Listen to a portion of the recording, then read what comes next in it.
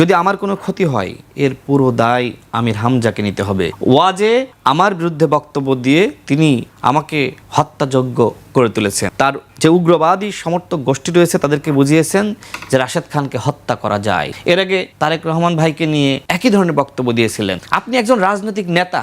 একসময় এই আমির হামজা কি বলেছিল জানেন? তিনি বলেছিলেন যে জননেত্রী শেখ হাসিনার স্বপ্ন বাস্তবায়নে যে কাজ করবে না সে জাহান্নামী। মানে জান্নাত জাহান্নাম জামাতের এই এমপিদের বাপদাদার সম্পদ। জামাতের এমপিদের পকেটের টাকা চাইলেই নোট আকারে বিতরণ করা যায়। ওয়াজ মাহফিলে বলা যায় যে কে জান্নাতে যাবে আর কে জাহান্নামে যাবে। এটা কি শিরক করে নাই?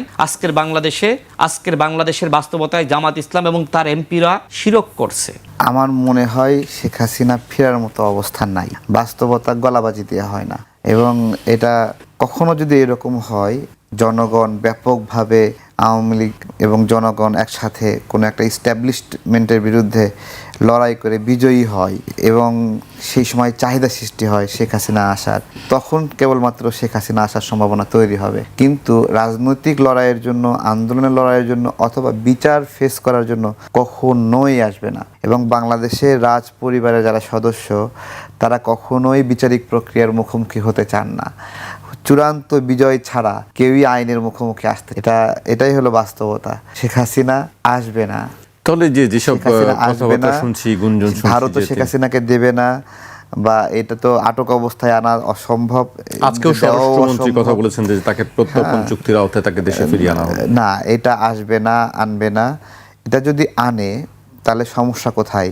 ভারতের প্রতি বন্ধুত্ব রাখা বা আনুগত্য রাখা যে সকল রাজনৈতিক কর্মী আছে, শেখ হাসিনা চলে গেলেও তার ভারতের অনুগত অনেক প্রতিনিধি বাংলাদেশে রয়ে গেছে। সেই প্রতিনিধিদের কোনো এক প্রতিনিধির প্রতি ভারত যদি তাদের বন্ধুসুলভ আচরণ বন্ধ করে দেয়, তাহলে দেশে থাকা যে ভারতীয় এজেন্টরা আছে সেই এজেন্টরা ভারতের প্রতি আস্থা হারাবে। সেই দেশে থাকা ভারতীয় এজেন্টরা কারা? সেই এজেন্টরা কারা?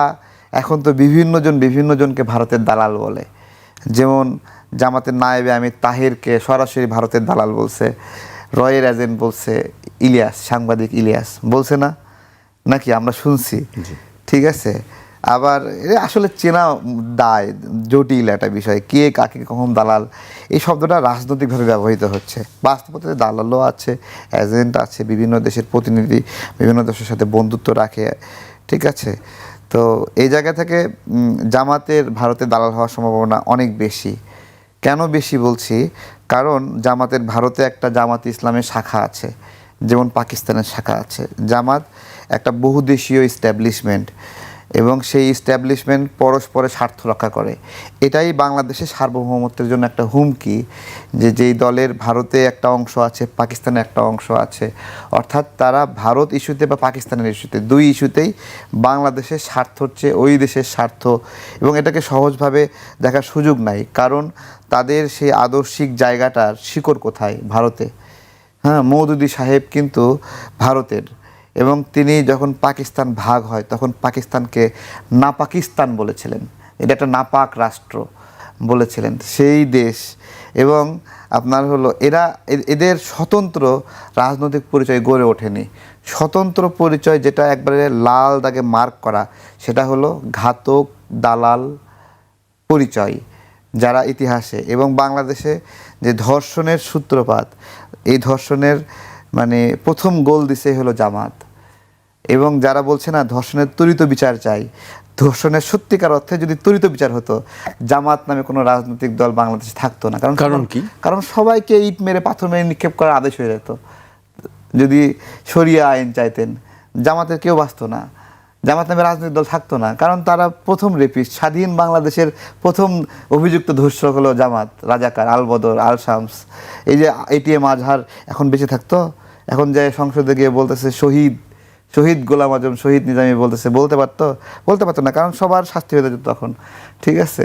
শরিয়া আইনে কখনোই ত্বরিত বিচার হয় না, কিন্তু সৌদি আরবে যেই বিচারটা হয় 2 থেকে 3 বছর লাগে শরিয়া আইনে বিচার, 2-3 বছর ট্রায়াল হওয়ার পরে তারপরে এটা হয়। সুতরাং যারা এই সেটা তো এমনি বিচারের ক্ষেত্র 2-3 বছর না, যুগ পার হয়ে যায়, যুগ লেগে যায় অনেক সময়। হ্যাঁ, এটা একটা বিষয়, সেটা তো বললামই। আর কিন্তু সাম্প্রতিক সময়ে সরকারের দিক থেকে আমরা আজকেও বলি, আজকে স্বরাষ্ট্রমন্ত্রীও এই বিষয় নিয়ে কথা বলেছেন যে শেখ হাসিনাকে প্রত্যর্পণ চুক্তি যেটি আছে সেই আওতায় আনা হবে। এর আগে স্বরাষ্ট্র মন্ত্রণালয় থেকে বিজ্ঞপ্তি দেওয়া হচ্ছে তাকে আনার ব্যাপারে। গত বৃহস্পতিবারও তিনি কথা বলেছেন এই বিষয় নিয়ে, শেখ হাসিনার দেখেন, বিষয় নিয়ে। আমার সুস্পষ্ট কথা, সরকারকে কোনো ভালো কাজের জন্য বেশি ধন্যবাদ দেওয়া যাবে না, কারণ সরকারের এটা দায়িত্ব, সরকারের এটা করতে হবে। আমি ধন্যবাদ দেব হলো রামিসার বাবাকে। সে প্রথম বলেছিল যে এই বিচারের প্রতি তার আস্থা নাই। এই যে একটা বক্তব্য দিচ্ছে, আসলে বাস্তবতা, এইভাবে বিচার হয় না, এখানে বিচার অনেক কঠিন। এই জন্য তাকে ধন্যবাদ দিই, তার এই বক্তব্যের কারণে বিচারের দাবিটা শক্তিশালী হয়েছে। দ্বিতীয়বার ধন্যবাদ দিই, এই ধর্ষণের ঘটনাকে জামাত ক্যাশ করতে চেয়েছিল এবং সরকারের বিরুদ্ধে আন্দোলন করার চেষ্টা করেছিল। রামিসার বাবা স্পষ্টভাবে বলছে যে প্রধানমন্ত্রীর আশ্বাস পেয়েছি, আমি মনে করি তিনি বিচার করবে এবং আপনারা রাজনৈতিকভাবে এটাকে ক্যাশ করেন না। এই যে একটা বক্তব্য, এই কারণে এই বিচারটা আরও শক্তিশালী হয়েছে। আর একটা ধন্যবাদ দেব জনগণকে, জনগণ এই দাবিটাকে শক্তিশালী করেছে।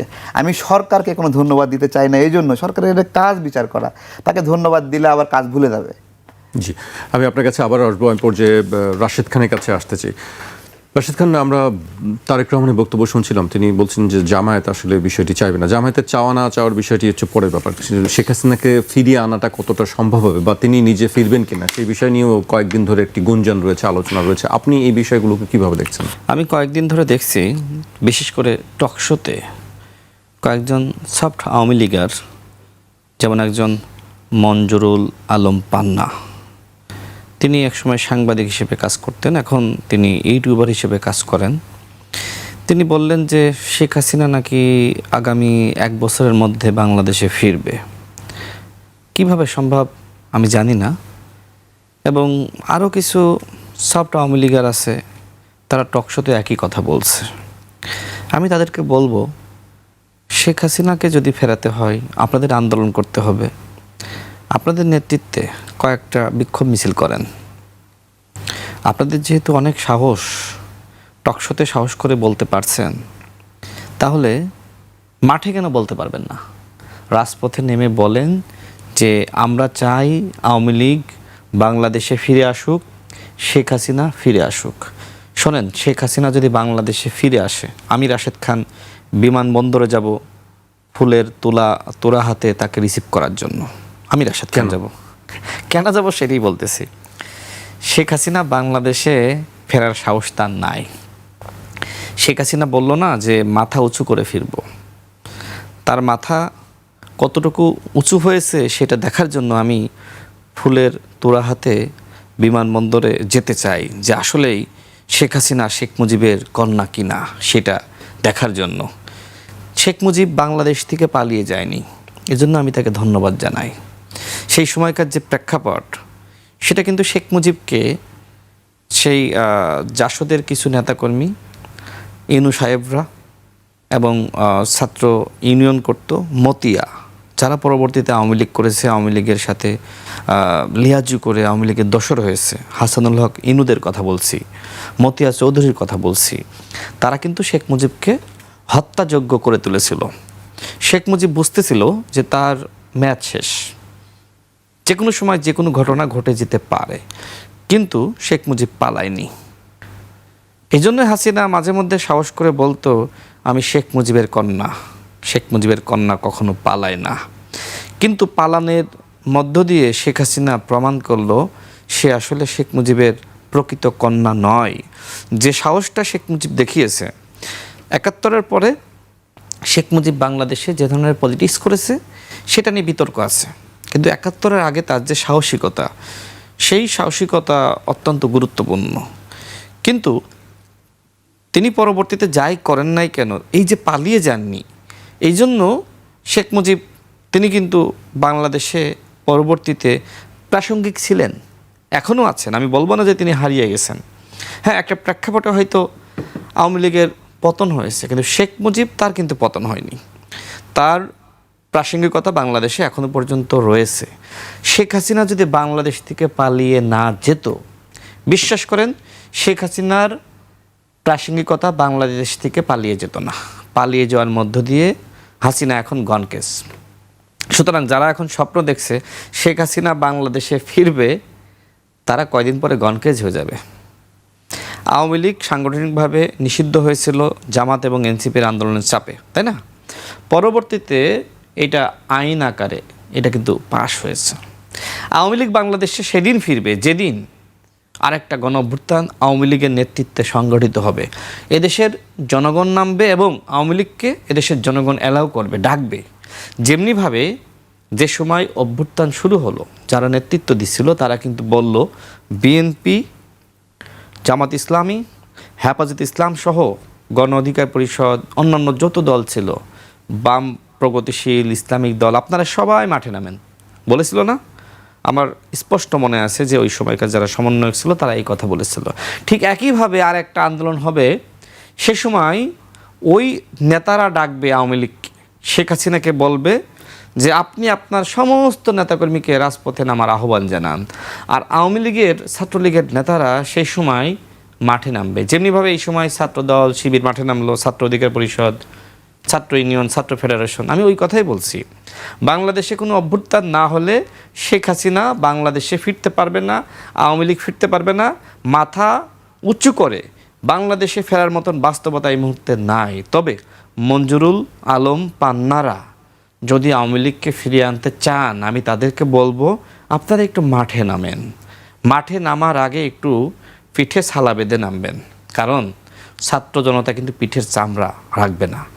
আমাদের ভিতরে মত পার্থক্য থাকতে পারে, কিন্তু এই বাংলাদেশের মানুষের আওয়ামী ফ্যাসিবাদের বিরুদ্ধে কোনো মত পার্থক্য নাই।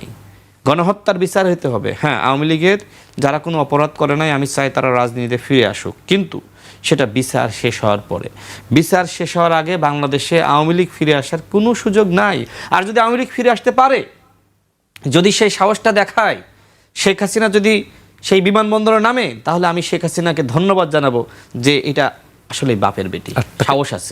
সেটি গেল তার নিজের ফেরার বিষয়। তাকে আনার ব্যাপারে কতটা সফলতা হবে সরকার কেন তাকে আনবে? আজকেও বলেছে তাকে আনার চেষ্টা করে। এই যে বিএনপি না, তাকে আসার আহ্বান জানিয়েছে।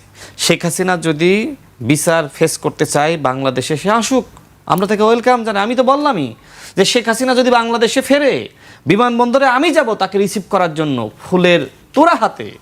তো এই সাহস তো হাসিনার নাই। হাসিনা যদি সাহস থাকতো, হাসিনা আমাদের দেশনেত্রী বেগম খালেদা জিয়ার মতো বলতো যে আমি দেশ ছেড়ে পালাবো না, প্রয়োজনে জেলে যাব। এই দেশনেত্রী বেগম খালেদা জিয়ার সাথে দেশদ্রোহী শেখ হাসিনা এই পার্থক্য। কারণ দেশনেত্রী জানতো যে আমি অন্যায় করি নাই, সে জেলে গিয়েছে, দীর্ঘ সময় সে জেলে কাটিয়েছে। তার জীবনের অন্তিম সময়, মানে শেষ সময়ে দেখেন, সে চাইলে আপোষ করে দেশের বাইরে চলে যেতে পারতো। হাসিনা যেমনিভাবে দেশের বাইরে পালালো, কিন্তু তিনি কিন্তু পালাননি। তিনি এই দেশে জন্মেছেন, তার মৃত্যু হয়েছে এই দেশে, যে কারণে দেশনেত্রী বেগম খালেদা জিয়া বাংলাদেশের মানুষের হৃদয়ে তিনি থাকছেন। এবং এই বাংলাদেশ যতদিন থাকবে ততদিন শহীদ প্রেসিডেন্ট জিয়াউর রহমান আমাদের হৃদয়ে থাকবেন, দেশনেত্রী বেগম খালেদা জিয়া এদেশের জনগণের হৃদয়ে থাকবেন। আর হাসিনা এই বাংলাদেশ যতদিন থাকবে, হাসিনাকে মানুষ একজন বলবো খুনি হিসেবে মনে রাখবে, রাক্ষসী হিসেবে মনে রাখবে। গুম করেছে, খুন করেছে।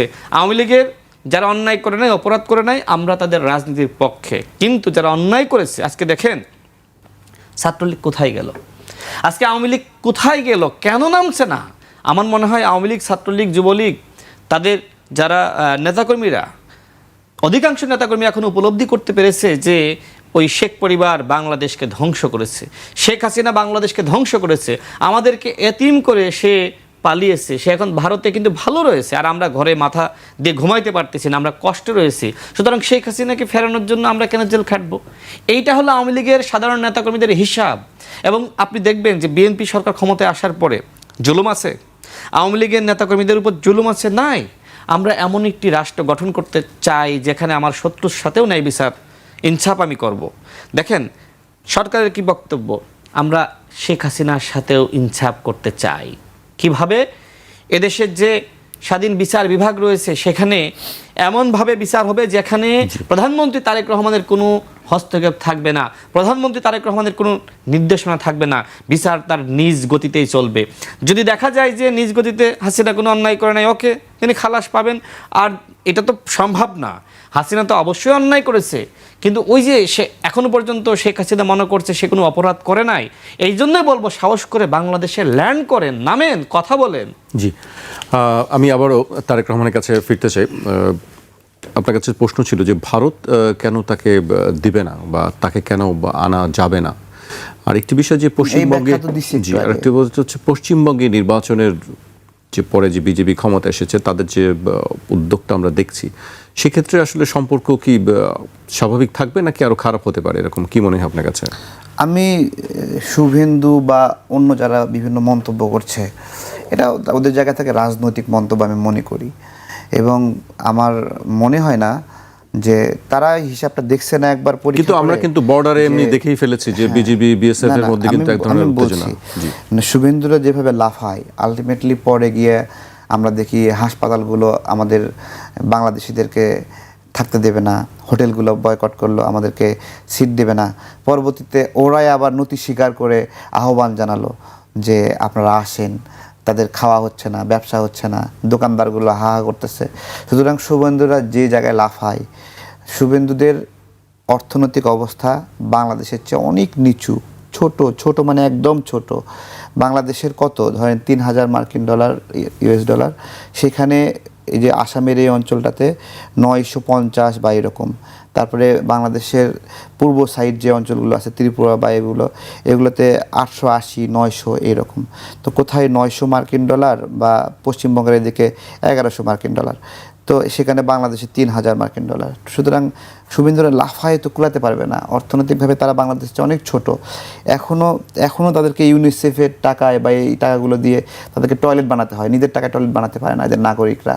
তাদের ঘর বাড়ি বসত ভিটা সামগ্রিকভাবে দেখেন, এমনিতেই তাদের সেন্ট্রাল গভর্নমেন্ট অথবা মুম্বাই কেন্দ্রিক অথবা কেরালা কেন্দ্রিক কিছু ডেভেলপমেন্ট হয়েছে, গড় আয় একটা বিষয় আছে, কিন্তু অঞ্চলভেদে বাংলাদেশের আশেপাশে যে ইন্ডিয়ার অংশগুলো রয়েছে তারা আসলে বাংলাদেশের মতো ভালো থাকতে চায়, বাংলাদেশকে তারা আইডল মনে করে, এবং বাংলাদেশে কিছু বেচতে পারে তারা খুশি হয়। বাংলাদেশে দেখেন এই যে কোরবানির ক্ষেত্রে গরু আসতে পারে না, বাংলাদেশে আসা অনেক রেস্ট্রিকশন, তারা কিন্তু হা হুতাশ করতেছে যে কোরবানি তারা গরু বিক্রি করতে চায়। সুতরাং যেই অ্যাঙ্গেলে ওরা বাংলাদেশের বিরুদ্ধে বা ইসলামের বিরুদ্ধে বা মুসলিমদের বিরুদ্ধে হ্যারাসমেন্ট করার উদ্দেশ্য করেছে, গরু জবাই করতে দেবে না।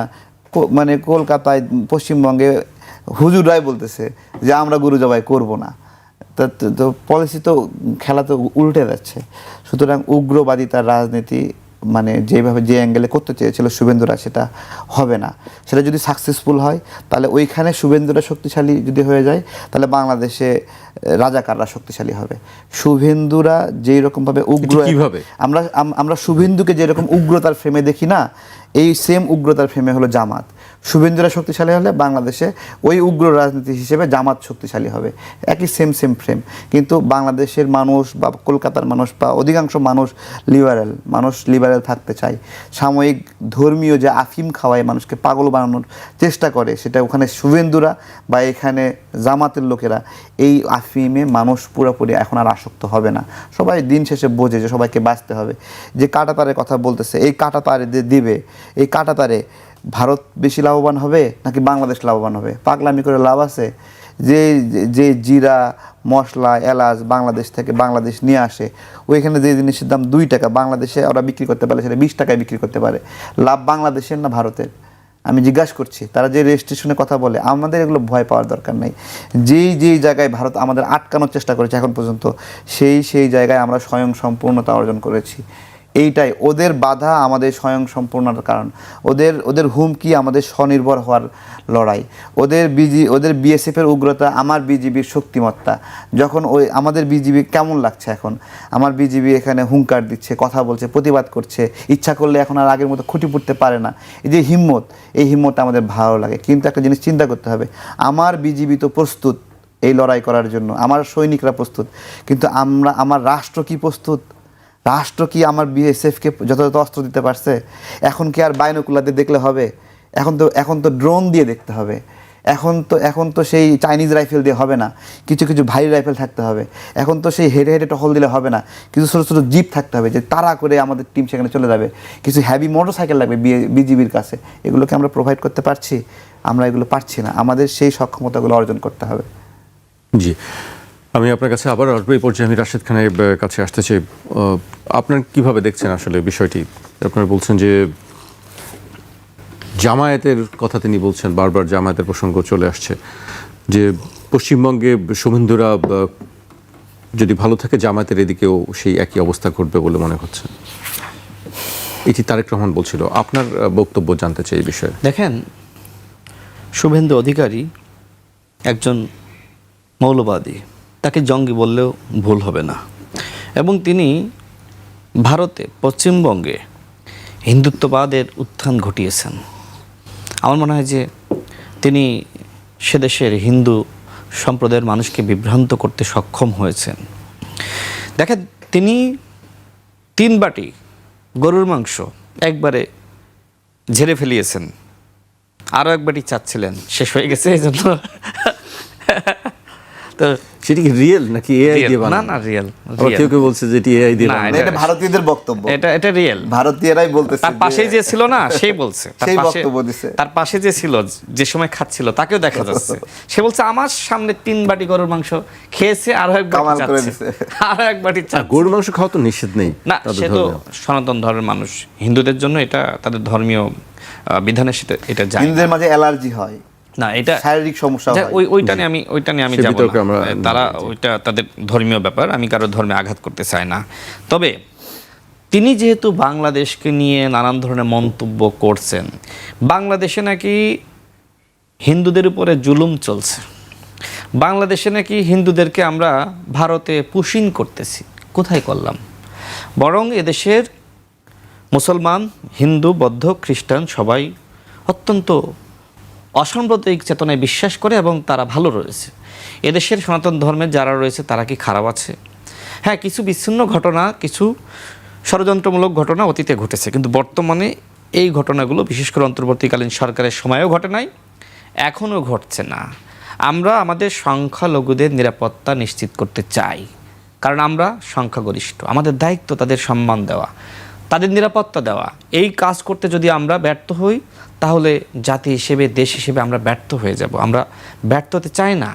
একটা বাগানে যদি গোলাপ থাকে, হাসনা হেনা থাকে, বেলি থাকে, জুই থাকে, দেখতে ভাল লাগে না? মুসলমানরা যদি গোলাপ হয়, তাহলে আমাদের হিন্দুরা দেশের বেলি। আমাদের হিন্দুরা যদি বেলি হয়, তাহলে খ্রিস্টান, বৌদ্ধ তারা আপনার হাসনা হেনা, জুই। তো এই যে সকল ধর্মের মানুষকে নিয়ে বসবাস করা একমাত্র রাষ্ট্র পৃথিবীতে, যে রাষ্ট্রে এদেশের প্রত্যেকটা নাগরিক অসাম্প্রদায়িক চেতনায় বিশ্বাস করে। জামাত ইসলাম যদি মনে করে যে তারা বাংলাদেশের বিজেপি হবে, জামাতের কোনো নেতা কিংবা এনসিপির কোনো নেতা যদি মনে করে যে তারা বাংলাদেশের শুভেন্দু অধিকারী হবে, পারবে না। এর কারণটা হলো এদেশের মুসলমানরা অত্যন্ত অসাম্প্রদায়িক, এবং এদেশের ইসলামিক ভোটগুলো যদি আপনি বলেন যে মুসলমানদের ইসলামিক ভোট, যদিও আমরা এই চর্চা করি না, এই বক্তব্য আমরা দিই না, যদি এই ভোটের কথাও বলেন, তাহলে মুসলমানদের ভোট কোনো একটা দলের নির্দিষ্ট হিসেবে নাই। এই ভোট নানান ভাগে বিভক্ত। হ্যাঁ, এই ভোট বিএনপি পায়, এই ভোট জামাত ইসলাম পায়, ইসলামী আন্দোলন বাংলাদেশ পায়, অন্যান্য দল পায়। তবে বিএনপির সবথেকে বড় সুবিধা কি জানেন? বিএনপি 2টা জিনিসে বিশ্বাস করে, জাতীয়তাবাদ এবং ইসলামিক মূল্যবোধ। বাংলাদেশে ইসলামিক মূল্যবোধের যে রাজনীতি, সেটা বাংলাদেশে শুরু করেছেন শহীদ প্রেসিডেন্ট জিয়াউর রহমান। তিনি যেমনিভাবে জাতীয়তাবাদকে ধারণ করেছেন, ইসলামী মূল্যবোধকেও ধারণ করেছেন, ঠিক একইভাবে ইসলামী মূল্যবোধকে ধারণ করেন বাংলাদেশের মাননীয় প্রধানমন্ত্রী জনাব তারেক রহমান। সুতরাং এই দেশে কেউ পশ্চিমবঙ্গের মতন এই দেশে কেউ বিজেপি হবে, এই দেশে কেউ শুভেন্দু অধিকারী হবে, সেটা আমি বিশ্বাস করি না। নাসিরুদ্দিন পাটোয়ারি আপনাদের এই 21 টেলিভিশনের একটা টক শোতে দেখলাম বক্তব্য দিয়েছে, এই দেশের হিন্দু সম্প্রদায়ের যারা রয়েছে তারা নাকি বিএনপিকে ভোট দিয়েছে। এরপরে শব্দ ছিল ভারতীয় আধিপত্যবাদ, ভারতীয় শক্তি যারা, তিনি এদেশের হিন্দুদেরকে ভারতীয় আধিপত্যবাদ মনে করেন। নাসিরুদ্দিন পাটোয়ারি একটা স্টুপিড বক্তব্য দিয়েছে, একটা জঘন্য বক্তব্য দিয়েছে। আমি ছোটোবেলা থেকে যে সময় বড় হয়েছি, সত্যি বলতে গেলে আমি আমার হিন্দু বন্ধুদেরকে বেশি পাশে পেয়েছি। আমার যে এলাকা, সেখানে অসংখ্য হিন্দু আছে। আমি আমার বাসা থেকে বের হয়ে আমাদের আরবপুর একটা গ্রাম আছে, সেই গ্রামে হিন্দু পাড়া আছে, মাঝিপাড়া বলে। সেই মাঝিপাড়ার বন্ধুদের বাসায় যেতাম, সেই রিপন নারদ তাদের সাথে করে আমি স্কুলে, প্রাইমারি স্কুলে যেতাম, হাই স্কুলে যেতাম। ঠিক আমার মতন অসংখ্য মানুষ, হাজারো মানুষ, লাখো মানুষ রয়েছে যারা কে মুসলমান আর কে হিন্দু এই পার্থক্য করে না, যারা মানুষকে মানুষ মনে করে। সুতরাং ওই ধরনের কোনো সুযোগ নাই। আমার কাছে মনে হয়েছে নাসিরউদ্দিন পাটোয়ারির কয়েকটি বক্তব্য শুনে তিনি শুভেন্দু অধিকারী হতে চান। তিনি মসজিদ থেকে নামাজ পড়ার পরে দেখবেন যে তিনি যেটি করলেন, তিনি বললেন এদেশের মুসলমানদেরকে একতাবদ্ধ হতে হবে, বলল না? এবং আপনার টকশোতে এসে বলল যে এদেশের হিন্দুরা ভোট দিয়েছে বিএনপিকে, তার মানে মুসলমান যারা আছেন তারা জামাত এনসিপিকে ভোট দেন। জামাত এবং এনসিপি তারা বিজেপি হতে চায়, তাদের কোনো কোনো নেতা শুভেন্দু অধিকারী হতে চায় কিন্তু পারবে না। বিএনপি এমন একটি আমব্রেলা, এই ছাতার নিচে যেমনিভাবে মুসলমানরা নিরাপদ, যেমনিভাবে হিন্দু বৌদ্ধ খ্রিস্টান নিরাপদ, অন্যান্য ধর্মের মানুষ সবাই এই ছাতার নিচেই বসবাস করতে পারে তার ধর্মীয় স্বাধীনতা নিয়ে। এদেশের মুসলমানরা মসজিদে যাবে, এদেশের হিন্দুরা মন্দিরে যাবে, কোনো সমস্যা সংকট থাকবে না। আরেকটু শেষ করি, দেখেন আমাদের অপোজিশন তারা এমন রাজনীতি করছে, তারা মনে করছে যে এই দেশে সরকারের থেকে তারা বেশি শক্তিশালী। মানে বাংলাদেশে এই মুহূর্তে সরকারের থেকে যারা অপোজিশনে আছে তারা নাকি বেশি শক্তিশালী। তারা ভয় দেখাচ্ছে যে আমরা যদি সংসদ থেকে পদত্যাগ করি তোমাদের ক্ষমতা জিরো। আমি তাদেরকে বলতে চাই, তোমরা যদি 4 মারো আমরা ছক্কা মারব। বিএনপি এমন একটি দল, বিএনপি এই গণ অভ্যুত্থানের সময় রাজনৈতিক সমন্বয় করেছে, জামাত ইসলাম করে নাই। অনেক হিস্ট্রি আছে। জামাত নেতা তাহের ভাইকে জিজ্ঞেস করবেন জামাতকে রাজপথে নামার জন্য আপনার সাথে কে কথা বলেছিল, বিএনপির কোন নেতা। আমি পুরো হিস্ট্রিটা জানি, এই জন্যই বললাম যে এই দেশে গণ অভ্যুত্থানের সময় রাজনৈতিক সমন্বয় বিএনপি করেছে। তো জামাত ইসলাম 4 মারলে বিএনপি ছক্কা মারবে, এনসিপি যদি 4 মারে বিএনপি ছক্কা মারবে। রাজনৈতিক ময়দানে বিএনপি এমনি এমনি টিকে নাই। বিএনপির একটি আদর্শ রয়েছে। আপনাদের আদর্শ কি? আজকে ইসলামী মূল্যবোধ আর শরিয়া আইন আর ইসলামের কথা বলে আপনারা যেভাবে ফাপড়বাজি, প্রতারণা, ধোঁকাবাজি করছেন, এই ধোঁকাবাজিগুলো তো নাসিরউদ্দিন পাটোয়ারি আপনাদের সেই ধোঁকাবাজিগুলো আমাদের সামনে তুলে ধরে গেছে। এখন যদিও নাসিরউদ্দিন পাটোয়ারি নিজেই জামাত হয়ে গেছেন। একটু শেষ করি 1 মিনিটে। আমি দেখলাম যে আমির হামজা তিনি কিভাবে এমপি হয়েছেন আমি জানি না, তার এলাকার মানুষের রুচিবোধ নিয়ে আমার যথেষ্ট প্রশ্ন আছে। তিনি ওয়াজ মাহফিলে এমন বক্তব্য দিয়েছেন আমার বিরুদ্ধে, আমি শুনে তো অবাক হয়ে গেলাম। একজন এমপি কিভাবে ওয়াজ মাহফিলে আমার বিরুদ্ধে বক্তব্য দিতে পারে? তিনি ইসলামিক বক্তা নন। তিনি, আমার কাছে মনে হয়েছে যে তিনি ছাগলের 3 নম্বর বাচ্চা। আমির হামজা কোনো ইসলামিক বক্তা হইতে পারে না। আমির হামজা ছাগলের 3 নম্বর বাচ্চা। আপনি এমপি হয়েছেন, আপনি রাজনৈতিক ময়দানে যদি আমার নিয়ে সমালোচনা করতেন, আমার নিয়ে নিষেধাজ্ঞা করতেন, এইটাকে আমি থ্রেট হিসেবে দেখতাম না। কিন্তু যে সময় ওয়াজ মাহফিলে আপনি আমাকে নিয়ে বক্তব্য দিয়েছেন, আমি মনে করছি আমির হামজা আমাকে হত্যাযোগ্য করে তোলার মতন অপরাধ করেছেন। আমির হামজা তিনি বক্তব্য দিয়ে মূলত তিনি তার যে সমর্থক গোষ্ঠী রয়েছে তাদেরকে উস্কে দিয়েছেন, রাজনৈতিক কর্মীরা। আর আমির হামজা তো ছাগলের 3 নম্বর বাচ্চা, তাই না? সে একজন উগ্রবাদী। এবং তার বক্তব্য আপনি খেয়াল করবেন, তার বক্তব্য শুনে অতীতে কিন্তু সংসদ ভবনের দিকে কয়েকজন যুবক অস্ত্র নিয়ে গিয়েছিল। তারেক ভাই নিউজ দেখেন নাই? আমাকেও তো বলছিল, আমাকে পা থেকে মাথা পর্যন্ত পেটা বেশে। ও, আপনাকে এই কথা বলছিল? হ্যাঁ। তো দেখেন, আমি এই জন্যই বলছি যে দুজনের বিরুদ্ধেই তিনি বক্তব্য দিয়েছেন। জামাত এমপি আমির হামজা ওয়াজ মাহফিলে যে ধরনের বক্তব্য দিয়েছেন আমাকে নিয়ে, আমি এই বক্তব্যের তীব্র নিন্দা জানাচ্ছি। যদি আমির হামজার এই বক্তব্যের পরে আমার উপর তার যে উগ্রবাদী সমর্থক গোষ্ঠী রয়েছে কোনো মব করে, যদি আমার কোনো ক্ষতি হয়, এর পুরো দায় আমির হামজাকে নিতে হবে। ওয়াজে আমার বিরুদ্ধে বক্তব্য দিয়ে তিনি আমাকে হত্যাযোগ্য করে তুলেছেন। তার যে উগ্রবাদী সমর্থক গোষ্ঠী রয়েছে তাদেরকে বুঝিয়েছেন যে রাশেদ খানকে হত্যা করা যায়। এর আগে তারেক রহমান ভাইকে নিয়ে একই ধরনের বক্তব্য দিয়েছিলেন। আপনি একজন রাজনৈতিক নেতা। একসময় এই আমির হামজা কি বলেছিল জানেন? তিনি বলেছিলেন যে জননেত্রী শেখ হাসিনার স্বপ্ন বাস্তবায়নে যে কাজ করবে না সে জাহান্নামী। মানে জান্নাত জাহান্নাম জামাতের এই এমপিদের বাপদাদার সম্পদ। জামাতের এমপিদের পকেটের টাকা চাইলেই নোট আকারে বিতরণ করা যায়। ওয়াজ মাহফিলে বলা যায় যে কে জান্নাতে যাবে আর কে জাহান্নামে যাবে। এটা কি শিরক করে নাই? আজকের বাংলাদেশের বাস্তবতায় জামাত ইসলাম এবং তার এমপিরা শিরক করছে। তারা এই ধরনের কথা বলার মধ্য দিয়ে শিরক করছে। আরে আমির হামজা তো আওয়ামী ফ্যাসিস্ট, সে কিভাবে জামাতের কাছ থেকে নমিনেশন পেল? এই আমির হামজা নিজে বলেছে যে আমার 14 গোষ্ঠী আওয়ামী লীগ, তোমরা খোঁজ নিয়ে দেখো, আমার 14 গোষ্ঠী আওয়ামী লীগ, এখন তার 14 গোষ্ঠী জামাত হয়ে গেছে। গুপ্ত রাজনীতির কথা মানুষ বলে না, এইটাই তো গুপ্ত রাজনীতি। রাশেদ ভাই, এই যে বলেন না আপনার 14 গোষ্ঠী আওয়ামী লীগ, এইটুকু কাইটে কিন্তু ওরা আবার ছাড়বে। না, আমির হামজা 14 গোষ্ঠী তো আমির হামজা নিজে বলেছে, আমি বলি নাই। আপনার বক্তব্য এটা তো তারা কাটবে। এইজন্য আমি বলবো যে আমির হামজা যেভাবে দেখেন তিনি সংসদের বক্তব্য মানে ওয়াজ মাহফিলে নিয়ে যান, তিনি ওয়াজ মাহফিলে গিয়ে বললেন যে তার আশপাশে ডাইনে বেয়ে যারা আছে মোটা ভুড়ি নারীদেরকে নিয়ে নানান ধরনের আমরা সেই বক্তব্য শুনেছি। স্বতন্ত্র এমপি আমাদের রমিন ফারহানা আপা এই নিয়ে কিন্তু প্রতিবাদ জানিয়েছে। দুঃখ লাগে, জামাত ইসলাম এমন একটা মুনাফিক দল, সেই দল আমির হামজার বিরুদ্ধে কোনো ব্যবস্থা গ্রহণ করে নাই। জামাত ইসলাম কেন মুনাফিক দল শোনেন, এই যে আমরা দেখলাম যে আপনার জামাতের আইনজীবী শিশির মনির, তিনি বললেন রোজা ও পূজা এক, কোনো বিচার করা হয়েছে, তার বিরুদ্ধে কোনো ব্যবস্থা নেওয়া হয়েছে? না, হয়নি। তিনি আবরার ফাদের খুনিদের আইনজীবী হয়েছিলেন। আমার প্রশ্ন হলো, শিশির মনির সাহেব, তাকে তো শাস্তি দেওয়ার কথা, জামাত কখনোই তাকে গ্রহণ করতে পারে না, কিন্তু পুরস্কার হিসেবে এই আমির হামজা এবং শিশির মনিরদেরকে নমিনেশন হাতে তুলে দিয়েছে। এইটা হলো ইসলামের নামে তাদের মুনাফিকি, প্রতারণা, জনগণের সাথে ভণ্ডামি, ভাওতাবাজি। জি, আপনার বক্তব্য শুনছিলাম। আমরা তারেক রহমানের কাছে আসতে চাই।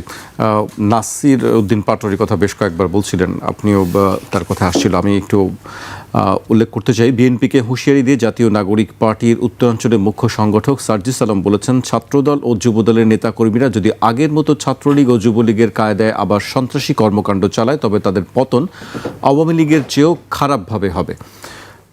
ঝিনাইদহে এই ঘটনার পরে তিনি উল্লেখ করেছেন আর কি বিষয়টি, জেলা ছাত্রদলের সাবেক আহ্বায়ক সহ সংশ্লিষ্ট শিক্ষা প্রতিষ্ঠানের ছাত্রদল নেতারা সরাসরি এই হামলায় সম্পৃক্ত ছিলেন, তিনি এ ধরনের অভিযোগ করেছেন। আপনার কাছে কি মনে হয় আসলে এই ঘটনাটা কি, এই অভিযোগের পাল্টা যুক্তি কি আপনার কাছে আসলে? সার্জিস, হান্নান মাসুদ অথবা পাটোয়ারি, এর আগে ঝুমা, তারপরে ডাকসুর মোসাদ্দেক নাকি, তো এই চক্রগুলো মব করতে গিয়ে যখন বিপদে পড়ে তখন বিএনপির সহযোগিতায় সেখান থেকে বের হয়ে আসতে হয়। আর বের হওয়ার পরে তারা স্লোগান দেয় বিএনপির পতন চাই। তো এই হলো তাদের ক্যারেক্টারের অবস্থা। আচ্ছা, একটু আমার নিজ জেলা ঝিনাইদহ, তো তারেক ভাই সহযোগিতা হবে। যেখানে এই ঘটনা ঘটেছে ওইখানে আমার জন্ম। দেখেন, ওই এমপি কিন্তু আগে যায়নি, বিএনপির জামাতের নেতাদের সহযোগিতায় বের হয়ে আসছে। নাসির উদ্দিন পাটোয়ারি সেখান থেকে বের হয়ে এসেছেন, কিন্তু ওইখানে আবার জামাতের এমপি, সে যায় নাই, জামাত থেকে ওইখানে এমপি নির্বাচিত হয়েছে। নাসির উদ্দিন পাটোয়ারি সে তার ফেসবুক লাইভে বলল এইটা নাকি আইনমন্ত্রী এলাকা, কিন্তু আইনমন্ত্রীর এলাকা ওইখান থেকে আরো 22 কিলোমিটার দূরে। আমার সেখানে জন্ম হলেও আমি নির্বাচন করেছি সেখান থেকে আরো 20 কিলোমিটার দূরে, কালীগঞ্জ উপজেলা, ঝিনাইদহ 4 আসন। কিন্তু সেখানে জামাতের এমপি, জামাত তো এনসিপির সাথে জোটে রয়েছে, শিবিরের সভাপতি পর্যন্ত এগিয়ে আসে নাই। নাসির উদ্দিন পাটোয়ারির লাইভে শোনা যাচ্ছে যে শিবিরের সভাপতিকে 1 ঘন্টা আগে ফোন দিয়েছি, সে আসে নাই। তাহলে এই কি তোমাদের জোট ভালোবাসা? বিএনপির নেতারা নাসির উদ্দিন পাটোয়ারিকে উদ্ধার করার জন্য এগিয়ে এসেছে, কিন্তু জামাতের এমপি এগিয়ে আসে নাই। এই হলো তাদের পীড়িতের সম্পর্ক। তারেক ভাই কন্টিনিউ। না, আগে আসেনি আসলে।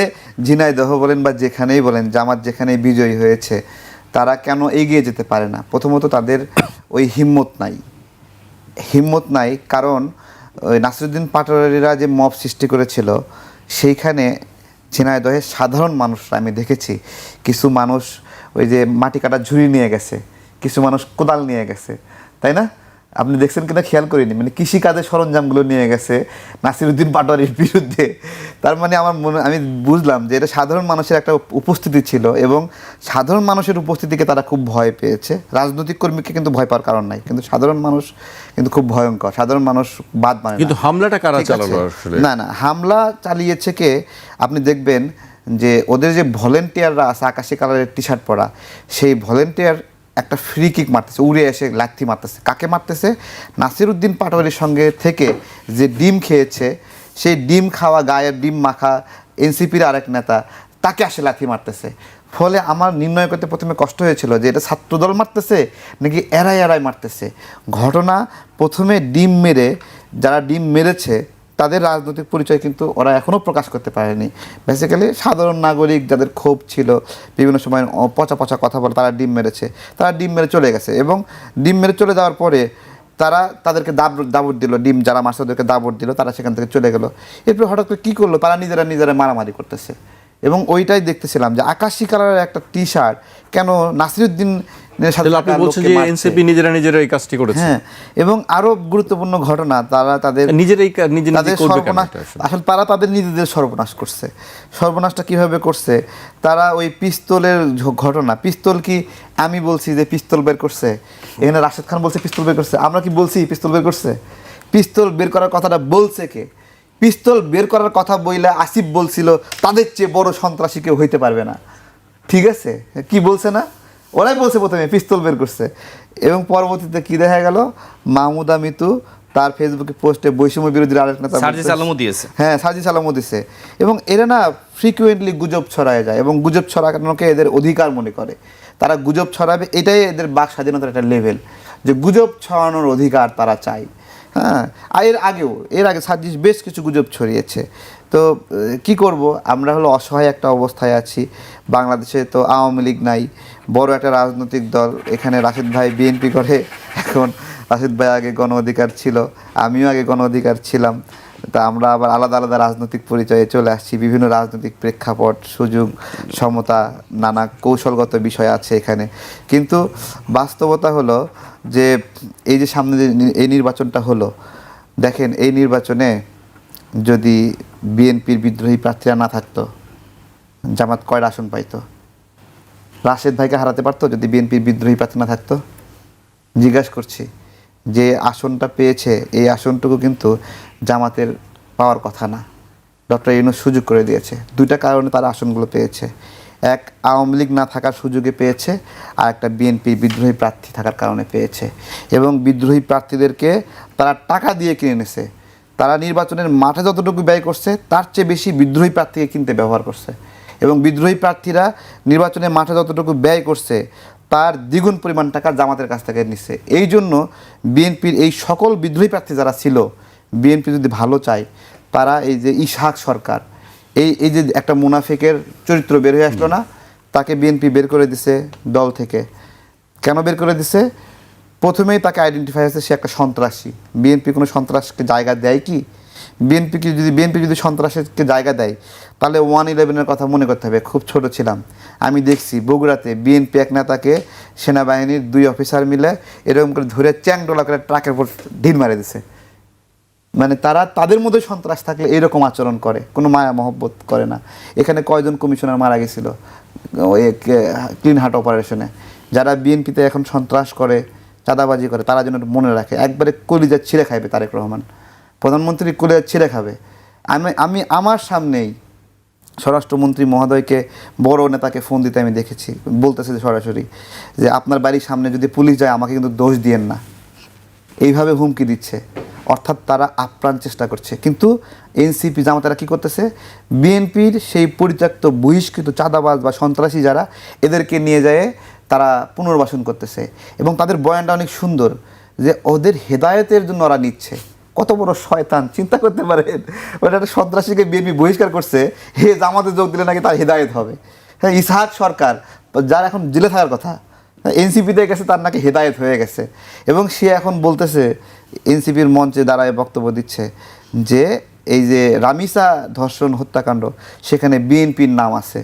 এবং সেটা কি, সেখানে গুজব ছড়াচ্ছে যে আমিনুল ভাইয়ের সাথে ওই ধর্ষকের ছবি পাওয়া গেছে। বাস্তবতা কি, আমরা কালকে এটা কিন্তু প্রমাণ করে দিয়েছি। বাস্তবতা হলো আমিনুল ভাইয়ের ছবি ওই ওয়ার্ডের আরেকজন বিএনপি নেতার পোস্টার ছিল, সেই পোস্টারটা সরিয়ে ওইখানে তারা এই ছবিটা বসায় দিয়েছে। নিচে ওই একই টিচার চাই, অ্যারো চিহ্ন, ডান পাশে ঝুলন্ত ব্যানার, সব কিছু রেখে শুধু ছবিটা বদলাই দিচ্ছে। এই মুনাফিকিটা জামাত সব সময় করে, এবং এই জন্যই জামাতকে আমরা মুনাফিকের দল বলি। এদের মুখে ঠিক নাই, অন্তরে ঠিক নাই। এবং এরা যে বলে না যে আপনার হলো 1971 সালের জামাত আর এখনকার জামাত আলাদা। হ্যাঁ, 1971 সালের জামাত 1971 সালের জামাত ছিল হলো হিম্মতওয়ালা, তারা গুপ্ত ছিল না। 1971 সালের জামাত গুপ্ত ছিল না এবং এখনকার জামাত গুপ্ত। 1971 সালের জামাত হিম্মত নিয়ে বলছিল যে যেখানেই মুক্তি বাহিনী সেখানেই আল বদর, ঠিক আছে। কিন্তু এই যুগে জামাত কি বলে যে যাহাই আওয়ামী লীগ তাহাই জামাত। এবং যদি সত্যিকার অর্থে বাংলাদেশে আওয়ামী লীগ নিধন শুরু হয়ে যায় তাহলে কিন্তু জামাত টেনশনে পড়ে যাবে, কারণ আওয়ামী লীগের অর্ধেকের বেশি পাবেন যারা গুপ্ত জামাত। তখন আওয়ামী লীগকে যদি গণহারে গ্রেপ্তার শুরু করা যায়, জামাত কিন্তু তখন মিছিল শুরু করে দেবে মগবাজারে যে আওয়ামী লীগের গ্রেপ্তার আমরা চাই না, কারণ বেশিরভাগ আওয়ামী লীগ গ্রেপ্তার হলে জামাতের সবগুলো তো জেলে চলে যাবে। আওয়ামী লীগের প্রসঙ্গ আবার আপনি নিয়ে আসলেন, আমি রাশেদ খানের কাছে আসতে চাই। আওয়ামী লীগের ব্যাপারে আবারও কথা হচ্ছে যে আমরা দেখলাম যে অন্তর্বর্তী সরকারের সাবেক দুজন উপদেষ্টা বলছেন, একজন বলছেন যে আওয়ামী লীগ ছিলই আর একজন বলছেন যে আওয়ামী লীগ ব্যাক করেছে। কেন এই ধরনের কথা? আওয়ামী লীগ কেন আবার ফিরে আসছে, কোন জায়গা থেকে ফিরে আসছে আপনার কাছে কি মনে হচ্ছে? আওয়ামী লীগ মূলত ফিরে আসছে এবং এনসিপির আহ্বায়ক নাহিদ ইসলাম তিনি প্রকাশ্যে বলেছেন ছাত্রলীগের যারা ছিল, যারা অপরাধ করে নাই তারা চাইলে আমাদের সাথে আসতে পারে। আপনি কিভাবে বুঝলেন যে কে অপরাধী আর কে অপরাধী না? বিচার শেষে আওয়ামী লীগের কে কোথায় যাবে সেই ব্যাপারে সিদ্ধান্ত হতে পারে, আপনিও নিতে পারেন। বিচার শেষ হওয়ার আগে আপনি যদি এই আহ্বান করেন তাহলে তো আপনি আওয়ামী লীগের পুনর্বাসন করছেন, আবার অন্যকে বলছেন, বিএনপিকে বলছেন, এটা তো হইতে পারে না।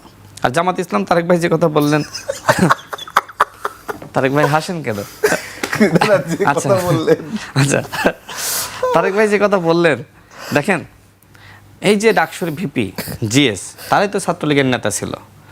ডাকসু প্যানেলের মধ্যে অসংখ্য ছাত্রলীগের নেতা। আমি দেখলাম যে আব্দুল কাদের তিনি একটি স্ক্রিনশট শেয়ার করলেন, সাদিক কেম তাকে বলেছে যে ও আসলে প্রকৃতপক্ষে ছাত্রলীগ করতো না, ওকে যাতে মামলায় না ফাঁসানো হয়।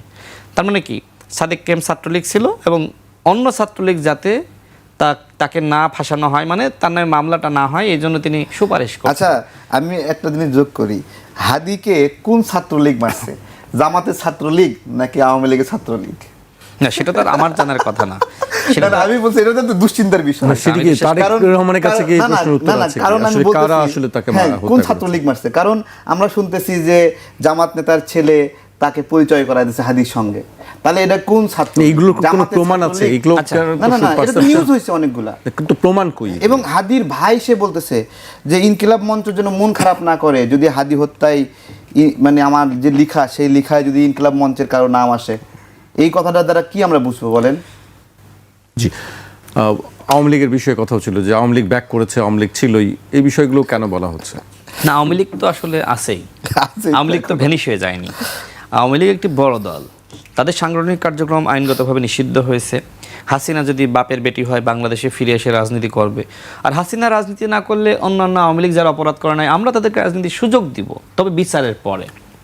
বিচারের আগে এনসিপির মতন আওয়ামী লীগকে আমরা কলে তুলতে চাই না। আরও যে ইসাক সরকারের কথা বললো না, আমরা মিডিয়াতে দেখলাম বিশাল গরম গরম খবর যে ইসাক সরকারের নেতৃত্বে 3000 বিএনপির নেতাকর্মী যুক্ত হচ্ছে। দেখেন নাসিরউদ্দিন পাটোয়ারির উপরে ডিম নিক্ষেপের পরে এনসিপির কেন্দ্রীয় কার্যালয়ের সামনে গতকাল একটি প্রোগ্রাম হয়েছে, সেখানে দেখলাম ইসাক সরকার বক্তব্য দিচ্ছে, একটা মিছিল করার মতন সক্ষমতা সেখানে হয়নি, লোক জড়ো হয়নি। এই জন্য বলছে যে রাস্তায় জ্যাম বাঁধবে, মানুষের ভোগান্তি হবে, এই জন্য আজকে আমরা মিছিল করলাম না। বুঝতেছেন, মানে মিছিল করার মতো লোক হয়নি সেখানে। আপনি সাংবাদিক হিসেবে খোঁজ নিতে পারেন, সেখানে 50-60 জনের বেশি লোক হয়নি। এই হচ্ছে এনসিপির অবস্থা। নাসিরউদ্দিন পাটোয়ারি সে বলল যে আমি ডাক দিলে ওই দিন 1 লাখ থেকে 50,000 মানুষ নাকি জড়ো হতো। তো কোথায় তার ঢাকা শহরে সেই 1 লাখ আর 50,000 মানুষ? আমাদের ছাত্র উপদেষ্টা আসিফ মাহমুদের নেতৃত্বে যে মিছিলটা হয়েছে এনসিপির কেন্দ্রীয় মিছিল, সাথে সাথে মানে ওই দিন কতজন মানুষ হয়েছে? 100 জন হবে? তাহলে 100 জন যাদের মিছিলে হয় না তারা 1 লাখ মানুষের হুমকি দেয়, গণ অভ্যুত্থানের হুমকি দেয়, সকাল বিকাল তারা বলে গণ অভ্যুত্থান ঘটিয়ে দেবো। এনসিপির নেতৃত্বে বাংলাদেশ আর কোনো গণ অভ্যুত্থান সংগঠিত হবে না ভাই। এনসিপির শক্তি ভারতের তেলাপোকা পার্টির চেয়েও দুর্বল। ককরোচ জনতা পার্টি আছে না, আচ্ছা তার চেয়েও দুর্বল, ঠিক আছে না? এনসিপি তো আসলে ডক্টর মোহাম্মদ ইউনূসের দল। হ্যাঁ, এবং ডক্টর মোহাম্মদ ইউনূস এই যে জুলাই শিশু যেগুলো নামে আছে, ঠিক আছে, জুলাই যোদ্ধা নামে এনসিপি যারা আছে এদেরকে অফুরান্ত টাকা দিয়ে গেছে ডক্টর ইউনূস, বুঝছেন? এই টাকাগুলো দিয়ে এখন ওই যে লোক ভাড়া করে প্রোগ্রাম করছে, এখানে ওখানে হইচই করতেছে, টাকাগুলো ছিটাচ্ছে। তো টাকা এটা এটা অনেক টাকা দিয়ে এগুলো কি শুধু টকশোর কথা বলার জন্য বলা, কিন্তু এই কথার প্রমাণ কোথায়, বা এগুলোর যদি আপনি সত্যি হয় তাহলে এগুলোর কোনো পদক্ষেপ কোথায়?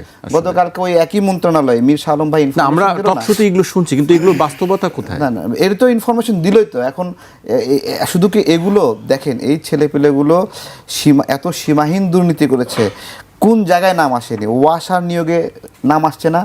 ওয়াসার যে ব্যক্তিকে আসিফ মাহমুদ, কিন্তু এই বিষয়গুলোর কি কোনো সুরাহা হয়েছে, কোনো বিচার হয়েছে? না না, এখানে তো বিএনপির দুর্বলতা, বিএনপি এদেরকে কোনো বিচারের আওতায় আনতেছে না। এবং আজকে যে হাম বিষয়ে যে সংকট, হ্যাঁ, এটাকে গাফিলতি করতেছে। কি বলতেছে বিএনপি? বলতেছে যে হত্যা করার উদ্দেশ্যে, শিশু হত্যার উদ্দেশ্যে আপনারা যে অভিযোগগুলো করছেন সব কোর্টের থেকে কিন্তু খারিজ হয়ে গেছে। যে একটু বলি, শিশু হত্যার উদ্দেশ্যে ডক্টর ইউনূস টিকা বিষয়ে বা নূরজাহান টিকার বিষয়ে গাফিলতি করেনি, হত্যার উদ্দেশ্যে। দেখেন ভাষাটা, বিএনপির পক্ষ থেকে এই ধরনের ভাষা প্রয়োগ খুবই দুঃখজনক। আজকে যে এই ভাষা প্রয়োগ করলো, এই নাসিরউদ্দিন পাটোয়ারির যখন চুল পাকবে তখন তারেক রহমান থাকবে না হয়তোবা। যখন আমাদের রাজনীতি শুরু হবে তখন হয়তোবা জাইমার রহমান রাজনীতি করবে, তখন কিন্তু এই পাটোয়ারি এদের যখন চুল পাকবে, মাথা ঝাঁকায় ঝাঁকায় বলবে 2026 সালে তোমার বাবা যখন এখানে রাজনীতি করছে তখন কিন্তু এতগুলো শিশু মারা গেছিল। তখন উনি জবাব দিবে কি? আচ্ছা, আমি একটু শেষ বলেন আমার বক্তব্য। আজকে যে ছাড় দিচ্ছে হামের বিষয়ে, গাফিলতির বিষয়ে, বলতেছে যে আগে হাম মোকাবেলা করি, তারপরে তদন্ত করব, বিচার করব। এটা কোনো কথা হতে পারে? এমনি আপনাদের যে অভিযোগগুলো অন্তর্বর্তী সরকারের বিরুদ্ধে সেই বিষয়ে হাইকোর্টে 18 মাস, যদি একবারে মিথ্যাই হয় তাহলে নূরজাহান স্বাস্থ্য উপদেষ্টা, তার কাছে যখন সাংবাদিকরা গিয়ে জিজ্ঞাসা করলো, সে দরজা লাগাই দিল কেন? সেখানে উত্তেজনা সৃষ্টি করলো। কিন্তু যেখানে বিচারের কথা, সেই বিচার তো খারিজ হয়ে গেছে, মানে রিট তো খারিজ হয়ে গেছে। এটা রাষ্ট্রের ইচ্ছা। এখানে তো দুঃখ প্রকাশ করতেছি যে এটা কি হচ্ছে। আচ্ছা, এই বিষয়ে আমি একটু বিশ্লেষণ করি তারেক ভাই। এই বিষয়ে কেন ঢিল দিচ্ছে? আমরা তো বিচার চাই। একটা সরকার চলে গেছে, পরে সরকার আসবে, আগে সরকারের ভুল ভ্রান্তি একটা একটা করে বিচারে আসবে। এই জন্যই তো জনগণ পরিবর্তন আনে, এই জন্য তো জনগণ ভোট দেয়, যে জনগণের নির্বাচিত সরকার আগে সরকারের ভুলগুলো ধরবে, দুর্নীতি চুরি চামারি যা বিচার হবে। সেই জায়গায় অনীহা এবং আগ্রহ কেন? এবং যেটা শুরু করেছে মীর শাহ আলম ভাই বলেছে, শুধু এইটা না, ওর সব দুর্নীতি প্রকাশ করে দিতে হবে। এবং এই দুর্নীতি যখন প্রকাশ পাবে, এই যে টোকাইগুলো যারা উপদেষ্টা হয়েছিল, রাস্তাঘাটে চলতে পারবে না, মানুষ কাপড় চুপড় খুলে নেবে, স্যান্ডেল পেটা করবে এদেরকে, আপনি বলে রাখতেছি। কিন্তু সেগুলো প্রকাশ পাচ্ছে না কেন? এটাই আমাদের জিজ্ঞাসা। সেই জিজ্ঞাসাটা আপনারা বলছেন, অভিযোগ করছেন, কিন্তু এটার কোনো বাস্তব আমরা কোনো কিছু কেন? ওয়াসারদের লিস্ট বের হলো না আসিফ মাহমুদের পিএসটি যেগুলোর নামে, ওইখানে নাহিদের নাম ছিল না? আরো কি পেলে আপনারা বলবেন? নাহিদ নিজে ফেসবুক পোস্ট করে বলছে যে সে ভুল করে একটা আওয়ামী লীগের একটা মামলা হয়েছে, একটা বিচার হয়েছে, কোনো ঘটনা মানে করতেছে না কেন? সেটাই তো আমাদের। আচ্ছা, আমি একটু বলি, সেটাই তো আমাদের ক্ষোভ, কেন করতেছে না? আচ্ছা, আমি একটু শেষ করি তারেক ভাই, আপনি একটু স্যার। আমরা জানি না আসলে এগুলো কথার কথা।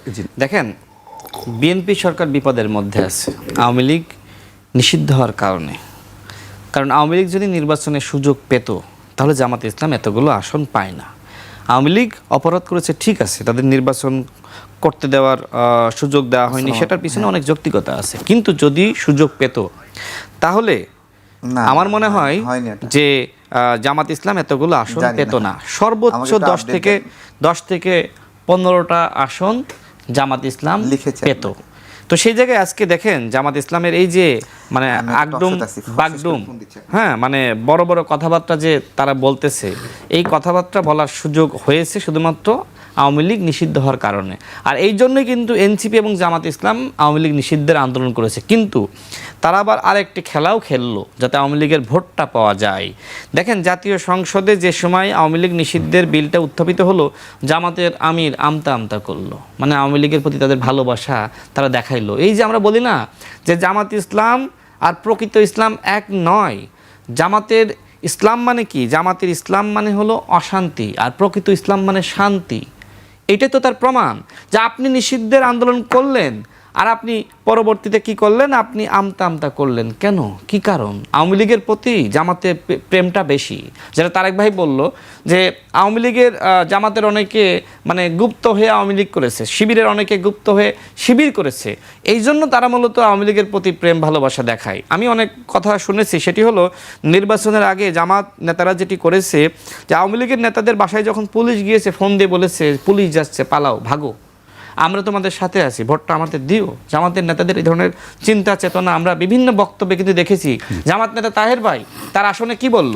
তার আসনে বলল, মুজিব ভাই এবার আপনার লোকগুলো যাতে আমারে ভোট দেয় সেই ব্যবস্থা করেন। আরেকটা বিষয় শেষ করি, আরেকটা বিষয় শেষ করি। দেখেন, গতকাল জামাতের যিনি সেক্রেটারি জেনারেল মিয়া গোলাম পরোয়ার তিনি একটি বক্তব্য দিয়েছেন, বিএনপির প্রতি আল্লাহ অসন্তুষ্ট, তাই দেশে রোগ বালাই ও সংকট বাড়ছে।